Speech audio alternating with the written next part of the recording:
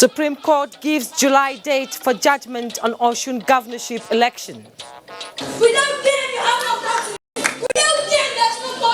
would love to change the fact that children are usually trafficked. Everything we always find children on the road.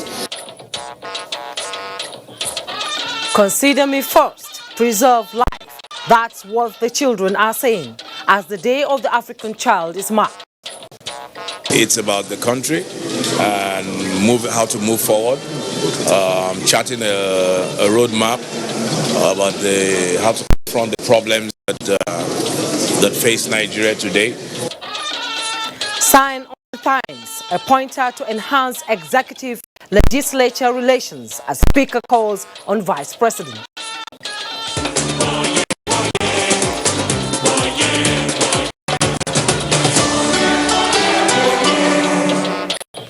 Countdown AFCON 2019, NTA and Sports set for Africa Football Fiesta. Good evening. I am Jumwa Yusuf. Michael Olale is also reading tonight from Lagos. Thanks for joining us. We begin with a meeting that signals the beginning of a cordial working relationship between the executive and legislature, as expected by Nigerians.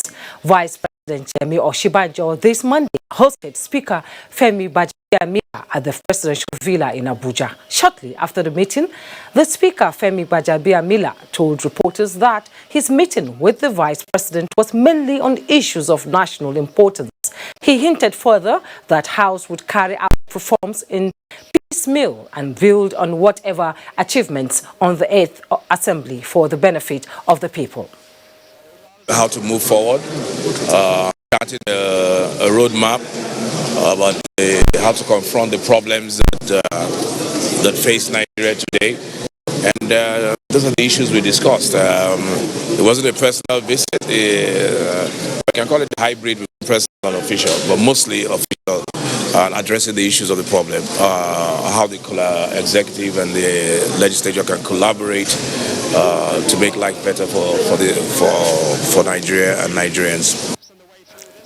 State House correspondent Jide Onifade reports that Speaker Gbajabiamila says new committees will emerge very soon and calls for the cooperation of the media and other Nigerians for the National Assembly to carry out the assignments successfully.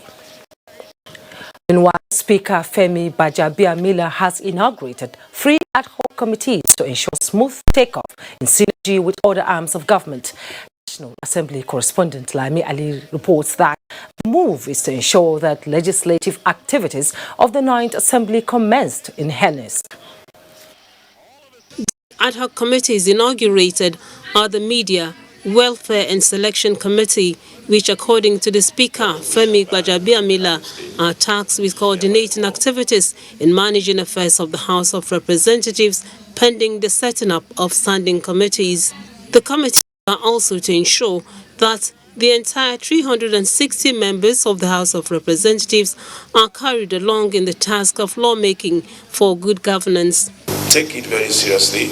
We will work with you, myself and the Deputy Speaker, in terms of allocation, in terms of you have a free hand to do whatever you want to do, but we will guide as well in terms of how it's done traditionally.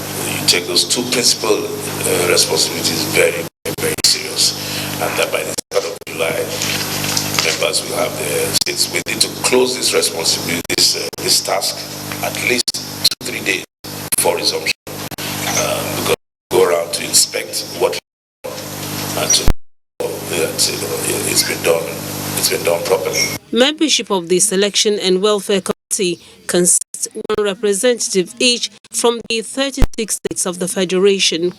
The Speaker urged members of the 3 committees to discharge the assignments with due diligence in view of the limited time.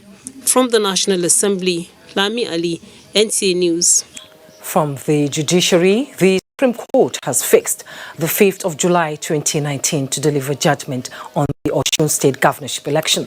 This is sequel to the closing of arguments by counsel to both Ademola Adeleke of the PDP, the appellant, and Governor Boyega Ayotela of the APC. Olabode Arewa reports. The acting Chief Justice of Nigeria, Tako Muhammad, led other 6-man panel of justices In hearing the appeal filed by the PDP candidate Ademola Adeleke against the victory of Governor Gboyega Oyetola in the election, 4 separate appeals were filed by the appellant to challenge the verdict of the Court of Appeal, which reaffirmed the victory of Gboyega Oyetola as the duly elected governor of the state. However, the Apex Court ruled that the appellant should consolidate 3 of the 4 cases pending before it. In the principal matter, Onyechi Ekpeazu, Senior Advocate of Nigeria, counsel to Ademola Adeleke, pleaded with the court to restore Adeleke's victory, saying the inconclusive election of the 22nd of September 2018 showed that Adeleke won at least 50% of the lawful votes cast in at least 2/3 of the state, adding that INEC had to have relied on his guidelines instead of the provisions of Section 178, subsection 4 of the 1999 Constitution as amended. Counsel to Oyetola, Wale Olanipekun, Senior Advocate of Nigeria, and that of INEC, Yusuf Ali, Senior Advocate of Nigeria, pointed the attention of the court to alleged inconsistencies in Adeleke's claims, saying the 1999 Constitution as amended was clear on the requirements for declaring a winner in the governorship election, a requirement not met by Adeleke. They urged the Supreme Court to dismiss the suits for lacking in merit. There's a defect. We had argued that there's a defect in the notice of appeal, in the sense that they refer to themselves as respondents instead of appellants. And if the court agrees with us, it means that's a fundamental defect. They raise objection that we wrongly inserted the name of respondent as opposed to the appellants, and we have corrected that error. That is just a mere mistake. That does not change the position of the counsel who appeared in respect of this matter, and that we maintain consistency. The Court of Appeal had earlier declared Oyetola as the winner of the election, thereby overturning the tribunal judgment which gave Adeleke victory at the election. Both verdicts were split judgments. In Abuja, Olabo Darewa, NTA News. Youth Corps members who performed excellently during the 2019 general elections at ad hoc staff across the country will be given automatic employment by the Independent National Electoral Commission, INEC. Olayika Ojo reports that INEC Chairman Professor Mahmoud Yakubu made this known in Abuja. When Ibre Oje, a graduate of Educational Administration and Planning from the University of Calabar, gave her best during the 2019 general election serving in Kebbi State, little did she know that her commitment, dedication and high sense of patriotism would be rewarded in the future. That future was not long. Just 3 months after, she joined 74 other Youth Corps members rewarded by the European Union for doing well during the polls. You need to see us on waters as if we wanted to capsize. In fact, there was no time for us to even take pictures, for us to show Nigerians that we took risks. The EU gave out a set of laptops and phones each to the likes of OJ for commitments and contributions towards ensuring free, fair and credible polls. Nobody deserves it more than you do. I've seen the hardship that some of you have to endure. You are really, truly amazing ambassadors. The journey has just begun. INEC Chairman Professor Mahmoud Yakubu acknowledged the immense contribution of Youth Corps members to the conduct of elections in Nigeria. There are many of you not in this hall who did very well in the elections. We'll identify you and will reward those who have done excellently in the elections with automatic employment in INEC. Our collaboration with INEC has gone to showcase that without the NYC, things at times will not work. Olayinka Ojo, NTA News. As the world marks 2019 edition of the African Child, Nigerian children have also been making recommendations on how the African child can remain relevant and compete favorably in the global scene. One of their recommendations is an effective framework to protect the rights of the child to be in place.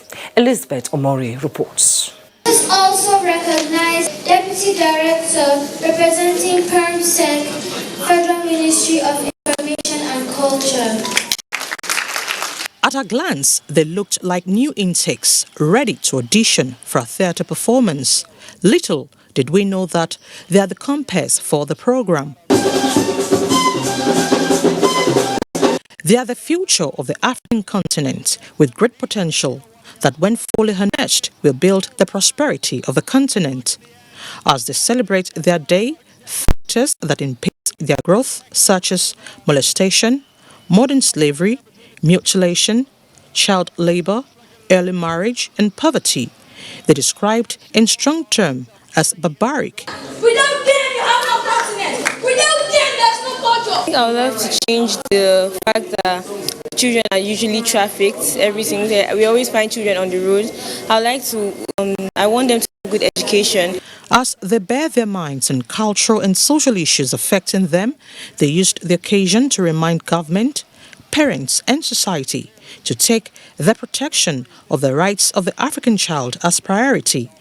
These rights must therefore be safeguarded by one and all, and most particularly by the family. Make sure you study, to excel in life. I want the African child to be healthy.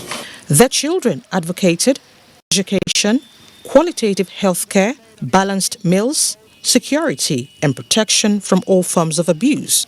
In Abuja, Elizabeth Omori, NTA News.